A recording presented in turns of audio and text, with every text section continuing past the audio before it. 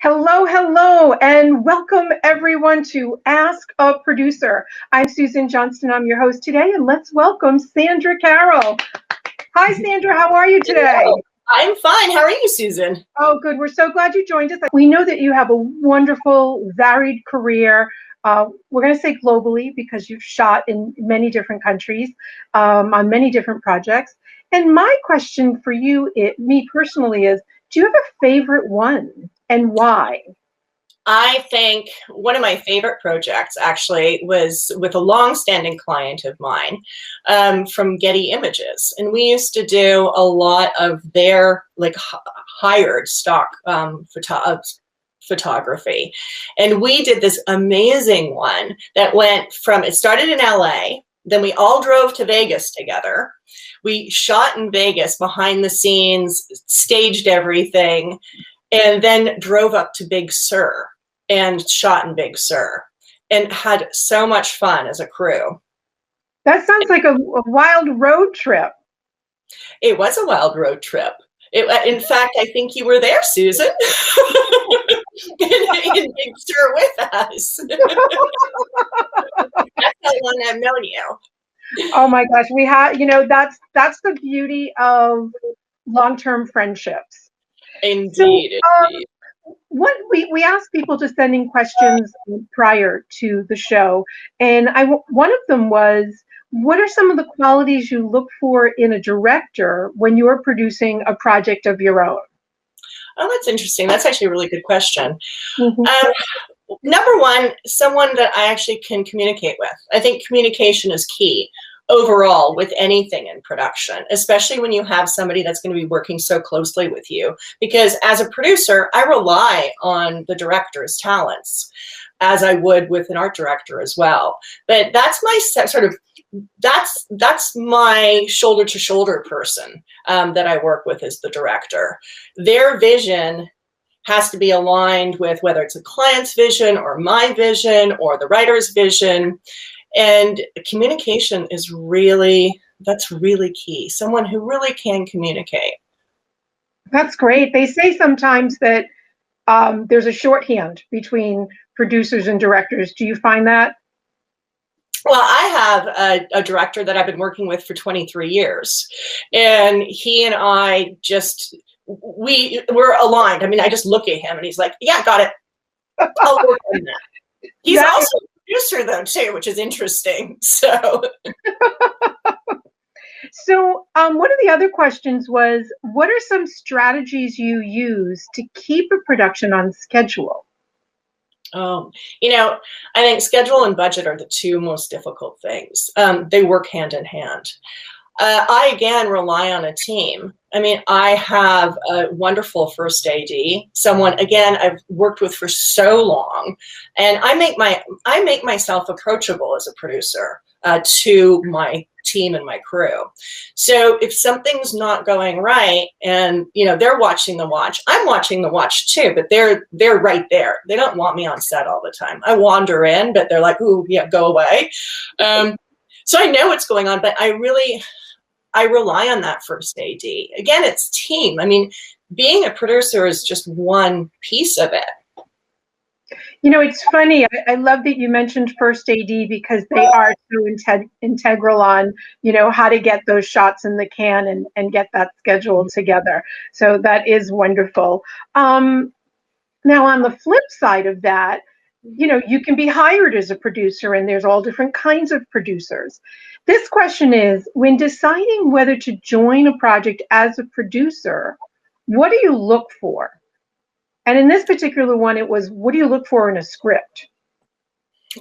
So this goes to, yes, there are different kinds of producing. I've actually done probably all of them. Mm-hmm. So we're talking about a service producing contract. Sometimes you get the team already fixed in there. I've very rarely had that, except when I worked with Disney. But they hired my production company, and we were a service production company. So again, what do I look for? I want to make sure, number one, that we're aligned in communication. And that's really, again, I keep on stressing that, but it's a big, big thing. And the other thing is, I want to make sure that their budget and their team is on the same page as what my expectations are. You know, expectations can kill you in this industry.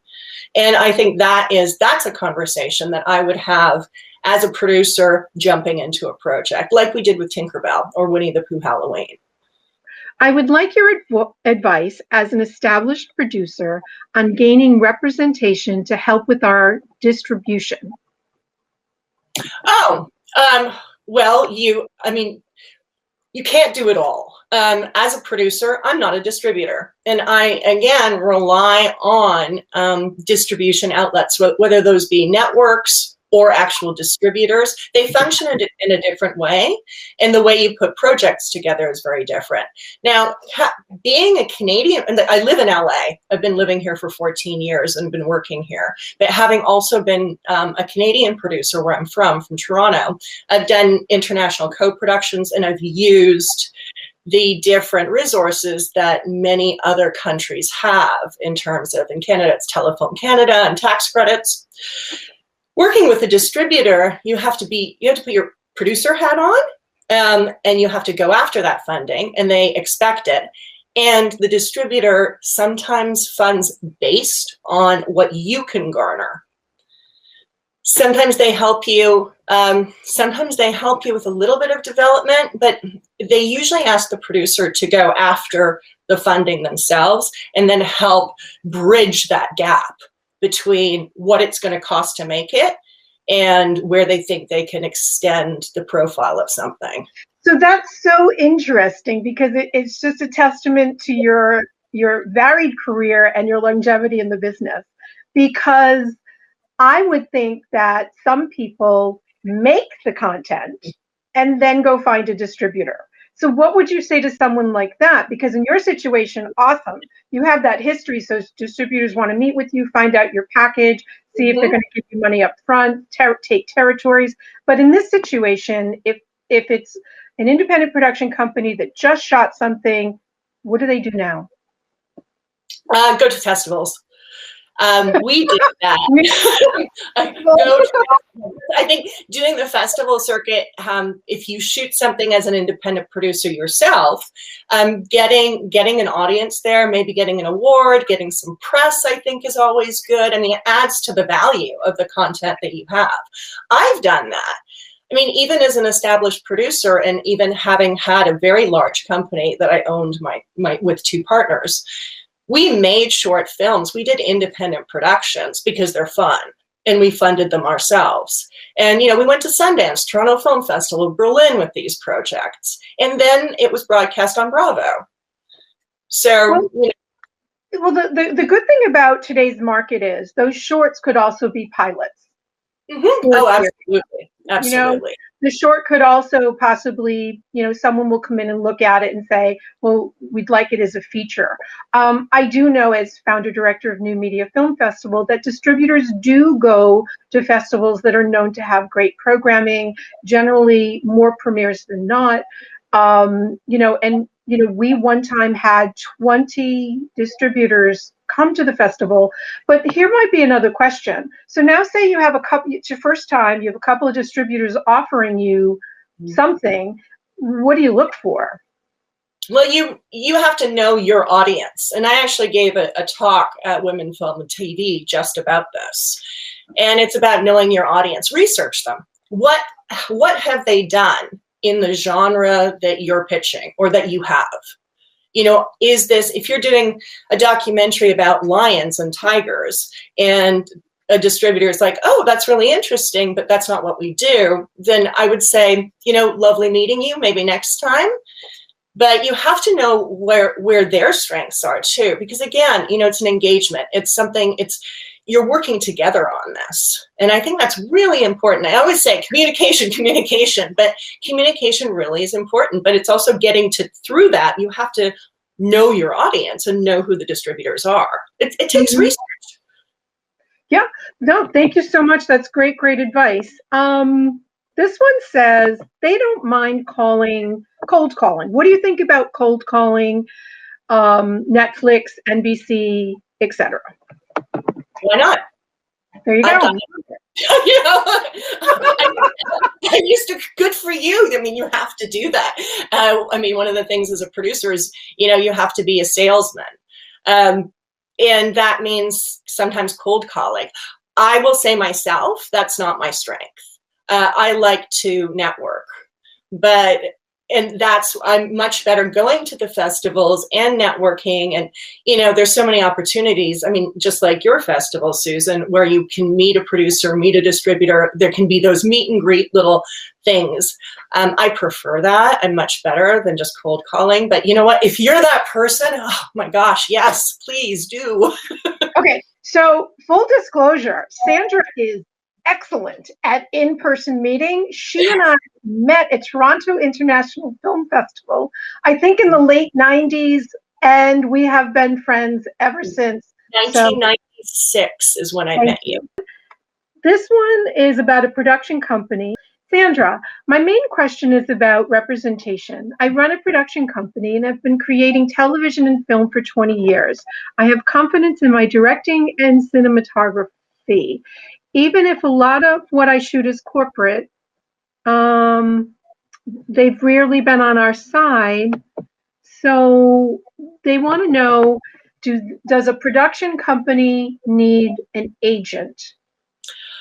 That's a good question. It depends on what you want to do. I don't think a production company itself needs an agent. There are people who specialize in sales for production companies. So they go out and they cold call and they have a network of people too. Would that be a sales? Sorry, Sandra. Would that be a sales rep? It could be a sales rep. If you have a specific project in mind, I have a project right now that I'm in development on. And yes, we actually have a literary agent for it. So what it can do is, you know, this is the conversation I've had with them, is you can play good cop, bad cop. I want to be good cop in this because I'm pitching it. And so I have to be good cop. To have an agent to back you, to be bad cop sometimes, and to fill in the gaps because you want to be the face of something.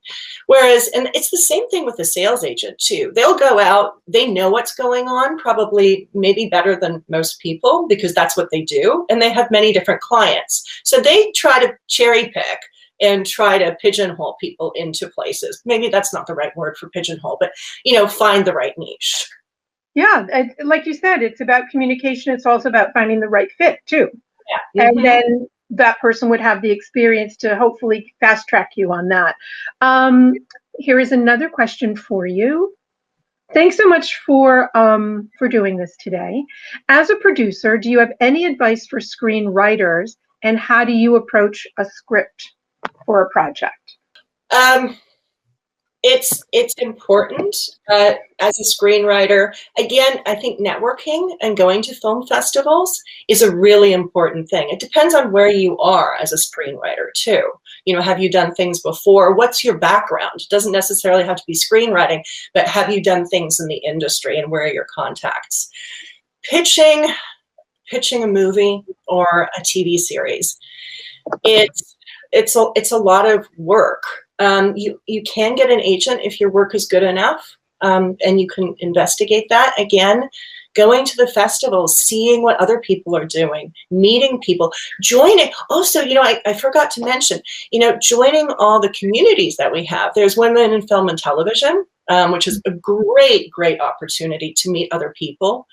And they're also in every area, they have a, like you ran the Providence, Rhode Island Film Commission.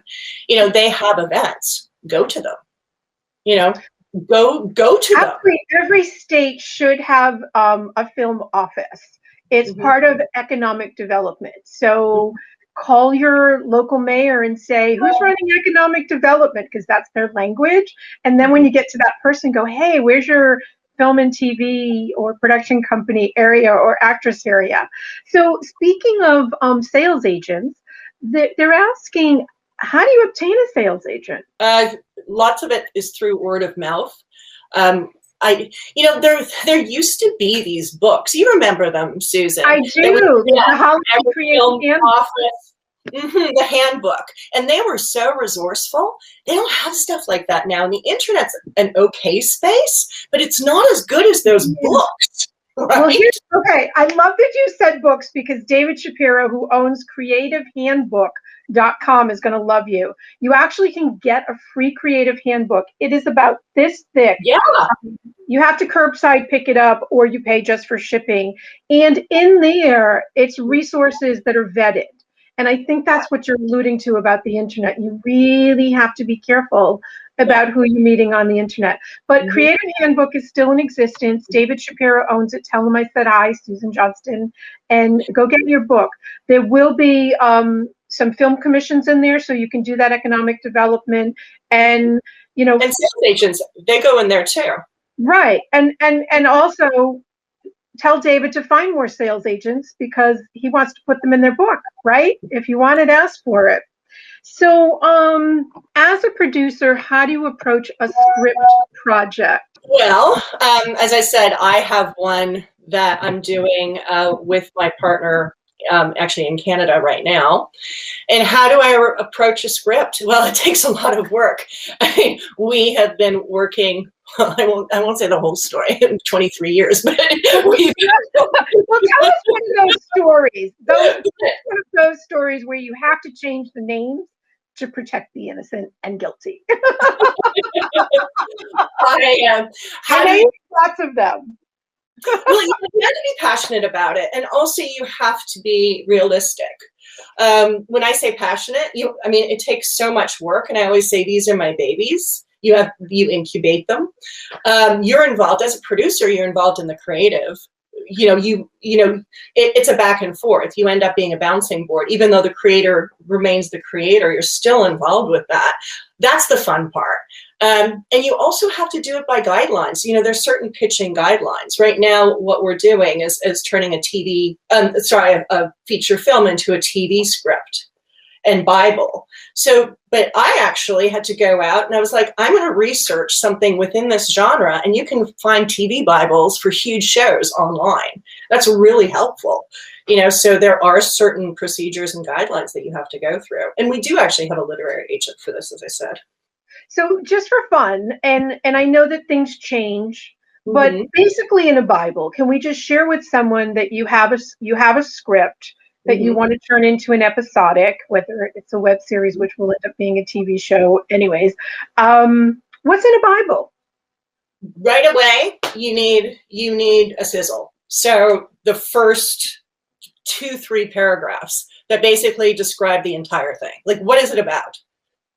Who are the people? Who are the main characters? What is it about? Does it have like a historical drama in it? Is it animated? Those things are all explained, but it has to have the hook and catch. So I know in 3 or 4 paragraphs if I'm going to read further. Our Bible, is 70 pages. So including... it probably has images and possible cast attached, or that you'd like. Yeah, and our bios, which are at the end. And then the second thing is doing the overall arc of the story. So you start with the first season, and then you could break that up into how the episodes will play. Let's say you want to do 13 episodes. You have a little tiny line, what's the title and what is it about? Because I want to see something that fits together as a series. So have you thought about everything, how it's going to work itself out, how characters are going to develop? And that has to be in the Bible. And then you have your character sketches. And who are these people? I mean, you created them. I mean, maybe they're based in reality, but basically you're creating fiction. I always say, what do you do for a living? I'm like, I see dead people. Like, I talk to things that don't exist. When I'm doing animation, of course, that's even more relevant. But, that's what you do. But you have to make sure that, again, you have to communicate what you have inside your head. We have a lot of things inside our head. My partner and I are like, oh yeah, well, we know these people. We know what's going to happen. But now there's someone with fresh eyes. How are you going to communicate that? And there are many different steps to that. And you have to be organized.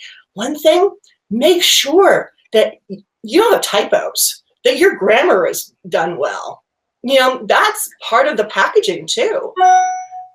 Well, you actually have to read it, because sometimes those spell checks, change a word that when you read it, it really doesn't make sense. But it was so funny watching you do this, because I was thinking that is what you're describing should be in a Bible, is a beginning, a middle, end in a concise order. So you take the person on a journey, and at the end they see how to contact you, and they say, we want in. Yeah. Right? And never just give someone a script. That's the worst thing you can do. I did that when I was a young producer. I was like, here's the script, right? You're going to read it, and they're like, well, what is it about? So you have to have that sizzle at the beginning. You have to put your marketing cap on as a producer. You know, it's so interesting that you said that, because a friend of mine specifically does Christian films. And she was telling me the other day that someone wanted to hire her for a horror film. And she's like, you even know my body of work? Like, no. So I don't know if you know this, but we have a little treat for you. I'm going to show a video that that we created for you, and then we can discuss some of the things that you see in there. It's loading, and then you'll see it on the screen, and then I have to press play. Here we go, everyone.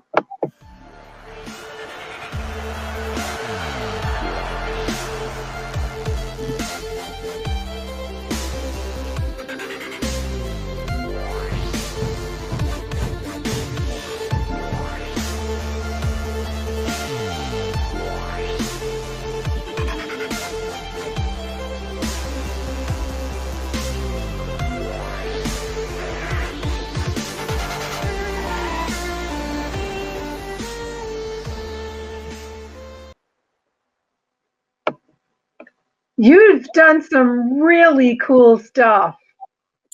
That's a lot of commercial work, but yes, I have done. Sorry, you're going to ask a question. I was going to jump in. No, I did. I wanted you to go on. I know that you've done commercial work, but I was hoping that video would spark some memories of some stories of your journey along the way to here. I've done a lot of, as you know, I've done a lot of different things. And I think that's because I had to make money.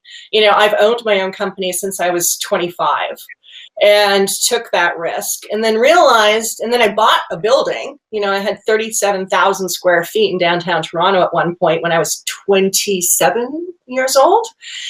And I had staff. And so you have to make ends meet. So you do everything. I've done music videos, commercials, animation, special effects. I've learned, and you learn along the way, and you learn how to budget them. One of the things that's interesting, actually, about being a producer now, and having had a long career, is technology's changed. Being a producer now and getting into the industry is very different. I started out with 16 millimeter cameras, Super 16, and having to go through color correct and development, and the neg had to go, and the canisters were only so long. Now it's endless. Now video, and even videos changed. We were like, oh my God, D beta. It was all converted to D beta. That was like the be all and end all.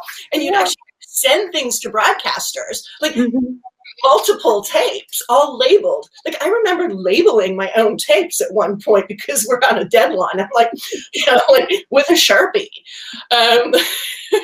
So, yeah, and I mean, that's all changed with the new digital stuff. You still color correct, of course, and some things are still the same. But I've learned to budget for different things, and I've relearned.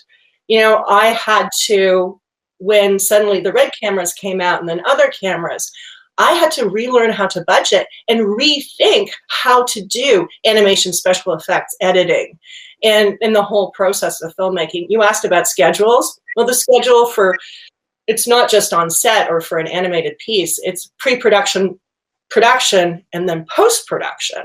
And those have changed a lot. I mean, I remember sitting in those huge $1 million suites and putting animation or special effects on top of live action. And now, God, you can do it on your laptop. Apparently not my laptop, because I was having technical issues this morning. But, and I think that's one of the fun things, is that I'm still learning.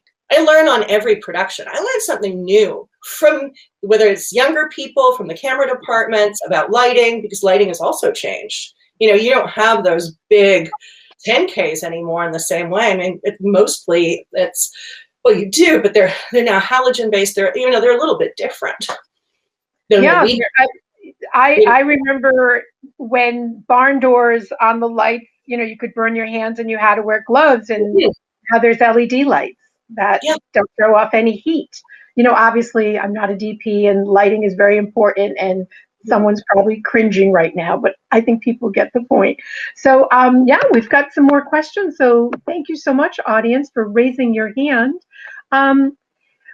Great question. Emily wants to know, what tools have you found helpful for staying organized? Oh, well, first of all, I'm 3-ring binder girl. I come to set, I have my set package, or in my office, 3-ring binders. And I put the little tabs in there, you know, and I have, because, you know, you work quickly on set. Sometimes you can't get to a printer or computer. So to have things sketched out and organized with little tabs, and that's like my Bible. And I can hand that off to my production coordinator, but I've organized it, and she has to keep organizing it. So, you know, that's... you know what's brilliant about that is because you don't always have electricity. You don't always have battery life. Your laptop could fall on the ground and crack, and then your brain goes, ah! But then you have your 3-ring binder. You know, I'm like that nerdy person on set where I have my pen, my pencil, my eraser, my highlighter, and it's all like in a little like dorky fanny pack, and I come with my little like 3-ring binder and sunscreen. You know, like. I love it, and the sunscreen is important. We need to last the whole day, and water. It says, in today's environment and emerging technologies, what are the new skills producers should be focusing on working in television? I admire a lot of people that I actually hire who know how to edit on their phones, who understand, who can do these little sound mixes and these little special effects. I think that's fun, and it's really helpful, especially if you want to work for or get a job at a bigger company. They want you to do marketing, PR, editing, cinematography. You want to be that person. So that's important. But again, you know, when we used to hire people to do our animation and our storyboards, we used to go to the colleges and watch their student films and look at if they had done life drawing classes. So, and it's the same way with on, you know, live action production. When I hire somebody that's new, that's not part of my current team, I want to know that they have done everything from catering to maybe were they in the grip department, were they in the camera department? You know, what are their other skill sets, and do they understand the machine that it is to produce? Whether, as I said, whether you're doing animation or live action, whether it be corporate or commercial or big movies, you know, it's really important to understand what everybody's job is. And I started on the bottom. By the way, I went to the University of Toronto twice. I got 2 degrees. I went to, because I loved school. My parents were like, we'll pay for school. So I was like, this is great. You know, I'm just standing forever. And then, and I also went to the Ontario College of Art and actually did practical filmmaking. It wasn't just the intellectual stuff. And my first job ever was driving a cube van for the art department. And they were like, can you drive a cube van? I was like, of course I can. I just didn't even know what a cube van was. They're like, go and pick it up. And I got into this thing. I was in downtown Toronto, and it was a hot day. And I swear, by the time I had driven this thing to set and parked it, the entire plastic seat was wet with perspiration because I was still perspiring. I was so nervous. By the end of that thing, I could parallel park a cube van in the tightest spot in downtown Toronto. I was like, no problem. So I can actually drive a cube van. That's fantastic. You're transpo, non-union. Yeah. And I drive a clutch too, so I'm great with transportation. You know, it's funny how driving a clutch is a special skill. I know. It really is. It's a special skill. So what makes a good producer? What makes a good producer? You have to, well, first of all, as I said again, communication. You have to be available to people. I'm available for my entire crew, whether it's the PAs, who I get to know. I actually really make a point of getting to know them. My DP, every single department I have a one-on-one relationship with. And they know that if they have a problem, because there's always a camel moment in production. There's always oh my gosh, oh my gosh moment.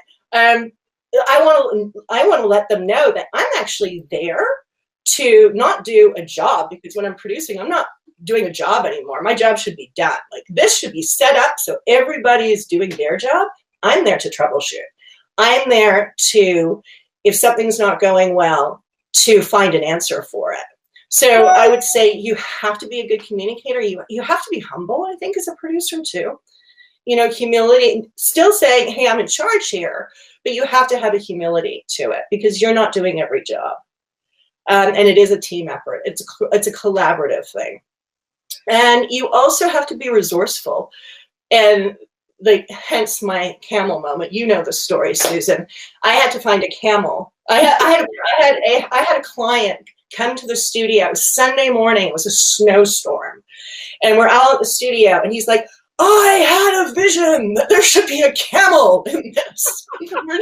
So here we are in front of a green screen. Everybody's looking at one another. And we're like, camel, Sandra. And he's like, we're not starting production today until I have a camel. And everybody's like, it's Sunday morning, it's freezing cold. So I looked for automatic camels, stuffed camels, trained camels, zoo camels. I was like, camels. Again, I used my book, by the way. That's the handbook that went in there. Like, I was scrolling through my assistant, and I was scrolling through them. Like, you call, I'll call, And we finally found a trained seal that we got to set. So a real seal. So we brought a trained seal to set. And he was as happy as punch. It was 2 seconds in the entire TV show.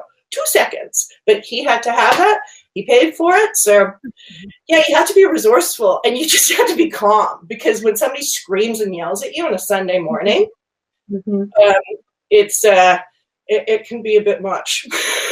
Well, as a good producer, you came through. So let's see what some of these other questions are. Someone is asking, how do you handle budgeting? Do you do multiple budgets on the same project? Well, how do you handle budgeting? You do it backwards and forwards. With me, with many of my service productions that I've done, again, long format, short format, I'm given a budget. Maybe I bid on something prior, but I'm usually given a budget or parameters of a budget, and then you work backwards. It's like, what can we do for this? Or can we do it? And the other thing. Sorry, Sandra. So when you get a budget, you actually go through each line item and go, yeah, I can do that. And then if you can't do that, do you go back to them and say? They don't actually give me the budget. I have to create the budget. They'll give me the final figure. They'll be like, you have 8 weeks. This is when we need it. This is how much we have to spend, and make it work. And, and these are the creative parameters. The creative's not even done yet. Sometimes we do the creative too. We work on it together. But so I have to work backwards. And then I actually do, break everything down. It's like, okay, how many days? And at this point, when I look at a production, when I have a creative, I can basically do the budget in my mind. I'm like, okay, we need this many days, this many actors. I'm seeing things. So as I said, my profession is to see ghosts. I see things that don't exist. So you have to create that creative in your mind, kind of your internal projector, as I say, and then break it down. And that comes from experience. when you're now with the project that I'm pitching, which is, you know, an original project, I have an idea right now in my mind of what that budget's going to be, but I'm going to have to start building it up. And that's going to be pulling pieces. And even some things that I don't know, like how much is the music going to cost? How much are the actors going to cost? There's all these unknown things, which is a little bit different. And you're like, okay, and how far can I push something?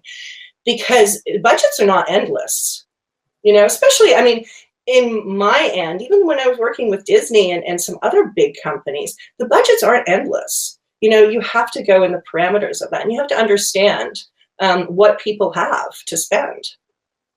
Does that answer the question? Yeah, I mean, that's great. Thank you. Oh, I hope I'm saying this name correctly. Arena? She's asking, in your work, do you use solutions like Studio Binder or Yamdu to manage production process? No, actually, I'm old-fashioned. I use Excel. I'm really good at Excel, though. I love Excel. I have an Excel budget that's super deep that I created so long ago. I used to use Movie Magic when that was the big thing to use, and I love Excel. I think it's just, you know, it's flexible, and you can also create things that the other programs don't have. Erica is asking, is there a process or what's the best way to pitch to studios? Is there a process? Well, first of all, again, know your audience. You have to know when you're pitching to a studio, you have two audiences that you're thinking of. The first audience is who's the audience for your creative? Like, who are going to be the eyeballs? Is it for kids? Is it for women? You know, who are these people? What's your demographic? The second thing is, who are you pitching to at the studio? What are they doing? What have they done? What are they looking for? What was their last greatest project? And that's really important. Also, you know, now with the resources of LinkedIn and Googling people, find out what that person is like. You know, use a little bit of investigative skills and find out who they are. And if there's something where you and that person have a relationship already, you know, do they like dogs? You know. Well, and even LinkedIn tells you who you're connected to. Yeah. So that's actually pretty brilliant. I mean, do you have a suggestion of how to approach someone via LinkedIn? I mean, I know sometimes if I get a certain wording, I go, yeah, no, it feels too salesy. You know, and you have to be careful because you can't accept pitches that you didn't request, right? That aren't presented properly. Yeah. You know what? Actually, that's a really good 2 points here, Susan. That's super important. Don't pitch. Don't send everything to someone on your first email to them if you're just reaching out. Like, ask them for the pitch. Let them ask for the pitch. Let them ask for certain documentation. That way, they're not being bombarded because they'll shut down. I mean, when I get that, if somebody sends me a script and I don't know who they are, or I've just spoken to them once, I'm like, no, I don't have enough time in my day to read everybody's scripts. You know, and I'm not a development person. I will solicit something. I'll have a conversation that will eventually come up. The second thing with LinkedIn, yeah, sometimes it works. I've used it too because I do, try to connect with people. Again, I know it's hard these days with COVID and everything and film festivals not being there. But again, the film commissions, the events, the going to the film festivals, these are such important ways of connecting with people. There's nothing better than it. Well, maybe we could add to that. So let's just say they won an award at a festival. They should surely do their own promotion, right? They should do their social media. They should send out a press release. Yeah. And, and they should put that, put the higher rating ones first. And, for me, if you're in 100 festivals that I've never heard of, it doesn't have as much stock as if it's, in one of the top 10. Question. Someone asked, which is your favorite project and why? my favorite project. You know, sometimes it's the one I'm working on now. Well, I will tell you, it's the one that we will leave nameless. And my partner might actually be out there right now. It's been something that I've been literally working with my partner on for the last 23 years. And it's something that I just never. How many? Wait a minute, how many? 23. Yeah, 23 years. I just want people to know things take time. Yeah, it's had a journey of its own. This thing has had a life of its own. It's actually made money a little bit on its own too. Yeah, even though it's not even created yet, but it has. And I think that's right now it's my favorite project. In terms of what I've actually, that's actually been created already, I loved working on Tinkerbell. Oh my gosh, I loved working on Tinkerbell. I loved working on fairies. I loved it when Disney called and they were like, we have a problem. We have we want to do a princess brand and from the Peter Pan story. And we're on script 168 and we can't get this right. And we fired everybody. So would you guys work with us on it? And I was like, yeah, I think we could do Tinkerbell. Yeah, no problem. And we worked on it for a long time. And it was so much fun because they were great. My clients were great. And my studio loved it. You know, it was something flashy. It was fun. It was entertaining. It was Hilary Duff, you know, big names. And and I learned a lot on that project too, because, you know, I never worked on my own for a big studio. As I said, I started my career when I was 25. So one of the things I missed out on was actually working at a big studio where they have the way they do things. Now, I have worked, you know, my company has been hired, and therefore I have to plug and play into their way of doing things. And I learned a lot. I mean, they were like, I remember sitting down in something they called the bullpen. And it was a bunch of couches, and there was like candy everywhere in a fridge with Martinelli's apple juice I was introduced to. So yum. And and they said, well, story is the most important thing in the entire world. And, you know, we forget about that. I think we forget about that as producers. Maybe writers don't forget about that. But as a producer, it is. I mean, everything starts with a story. If you don't have a good story, you don't have a good foundation. It doesn't matter how good a producer you are, what kind of cinematographer you have, or what kind of actors. You don't have a story.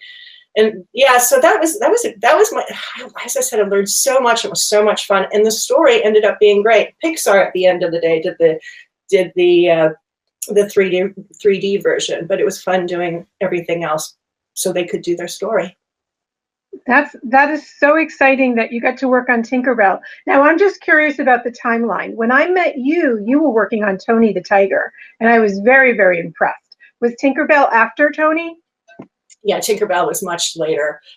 Tony stayed with me for many years. Tony the Tiger, I had Tony the Tiger UK, so what is it? Toronto, UK, Mexico, Brazil, and what else did? We worked at the Chicago office, of course, too, because that's where the head of the brand is. But we also did the branding too, you know, with Tony. So with that history, we were given a lot of creative expression, and it was really nice to have. But one of the questions is, when did you feel that you were actually professional? Meaning, you know, you're vetted once you're paid, you're professional. So when would you say you felt you were vetted, that you were professional? Oh, this is actually a good story. I was working for a company as the in-house production coordinator, and I got to go on set with all their movies that they did. They did Roger Corman B movies, so you can just imagine. It was hilarious. And we were working on this one film called The Deadly Wake with Malcolm McDowell and Michael Pere. And I had been working as a production coordinator and also being in-house, I worked really closely with the line producer, who was a bit of a hot mess, actually. And and so I knew, by the way, I knew movie magic. I knew Excel. I knew where all the files were. I knew where all the contracts were. And I had already spoken to our lawyers and the agents and everything. So I had it all there because he relied so much on me. Mind you, just remember, I'm just a production coordinator. I'm 23 years old. And so the first day of Deadly Wake, they go to pick him up, and his name was actually, his last name was Wake, funny enough. He's dead. So the production manager is dead on the first day of shooting this movie. No one knows what to do. Okay. No one had any of the information that I knew. So they turned to me and they said, well, you are now our production manager. Wow. And so I got to PM this huge movie. It seemed like a huge movie to me. It is a huge movie. I love Roger Corman. We actually gave him the Legend Award a couple of years ago, and he's really gracious and kind. And he's a legend in the B world. He made so many people famous. Martin Scorsese is one of them. So you were in good company working on his films. That's how you learn. Well, and that's how I learned, but it was by fate, bad fate for poor PM. But poor PM, but honestly, you stepped into it and you did it. And a lot of people don't do that. I mean, I've gotten calls when people said so-and-so didn't show up. You know, they don't, you know, it gets overwhelming. So good for you. That's pretty exciting. I actually, I'm sorry about the dead man. I really am. I am. I'm sorry. But you know, there's a saying that says the show must go on, and fortunately you had the wherewithal to make it happen. That's a tough one. Kiko said last year everything changed. And for Kiko in February, taped a live music show, and in November produced a radio show completely remotely. What is going to be important for producers post-COVID? Okay, this is actually a conversation that I have with my producer friends and other people in the industry. I mean, right now, first of all, I feel sorry for anybody who's just started in the industry and then everything got shut down and then everything got weird. As a producer, again, you never stop learning. So you learned, my friends who have been working quite a bit now recently have learned how to deal with COVID and have had to budget with it, which is also a challenge. And now what can we expect in the next year? I think things will have changed a lot. I think a lot of people will still remain remote, especially in pre-production, maybe also in post-production.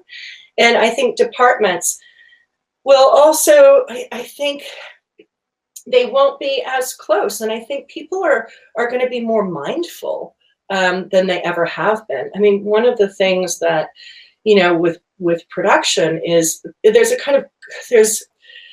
an organized chaos to it, but, you know, you're all on top of one another. And you know, you're sharing the food. I mean, you know, there's always the production cough that we always talk about, or the production flu. When you're with a lot of people like that for such a long time, I think people are going to be neater and tidier and more, as I said, it's going to be more divided. And I think we're going to have less of that and more conscientious about things too. Yeah, I mean, I would imagine less locations, probably less background, bring your own water bottle, you know, more contained food as a minimum, maybe owner operated more, people that have their own equipment, so you're not renting, or if you are renting, make sure that you go through the protocols. But it's tough. The good news is that a lot of work, as you had said earlier, can be done, you know, online. The internet can be your friend. Your computer can be your friend. But do you think that someday it will go back to some sort of normalcy? I don't know, Susan. I think there's going to be a certain level of fear that's come out of all of this that's going to stay with us for a while. That's at least what I think. Yeah, well, it's actually good to be cautious, right? Yeah. Safety first on a set. All right, so let's see. This one says, for developing, this is from Will, for developing a television series, what is the best way to get the sizzle/Bible to network development? So again, we can use LinkedIn, even though film festivals aren't around right now. Things like what Susan has with the New Media Film Festival, to have this Ask a Producer series or Ask a Person series, to look those up. Another thing that I actually even did, they had, during COVID, because they're looking for content still. I mean, you need content. Research all of these online pitches. I did speed pitching online, and it was great. So I did. If that's available, that's something that you should look into. And it's a great way of. It's a good way of practicing and also getting to know people. Yeah, I mean, I think it's great advice. I mean, the only thing I'd like to add is that they research who created it, who's accepting the pitches. I mean, you really just want to do that with the right people, because they'll follow intellectual property, protocol, so to speak. And that, I think, would help you along the way. So this is really funny. This is how we're going to end our session. And I want to thank you, Sandra Caryl, for being with us today. If you could time travel, what year would you like to go to, or what era, and why? I mean, anything? Anything. Anything. Could be the Ice Age and pet a woolly mammoth. The Roaring 20s. You would be fantastic in the Roaring 20s. Oh my gosh. I would probably go to the dinosaur age. I would try to ride a T-Rex and, hug him from behind. Roaring 20s for sure. That would be a fantastic, fantastic era for you. Would you be the dancer or the singer or you'd probably be the star in the shows. Who knows? I think I'd just be at those tables, and we would go to a speakeasy. Absolutely, all day long. I just live. Yeah. So that's it. Well, thank you everybody for joining us, and thank you, Sandra. Have a great day. You can find. Can people find you on LinkedIn, or do you have a production website that you want to send someone to? Yeah, people can find me on LinkedIn and on Facebook. Great. Sure. I don't accept a lot of friends on Facebook, but I will. You can find me there for sure. That's great. And I'm at newmediafilmfestival.com. Everybody have a great day. Thank you. Thank you, Susan. Bye.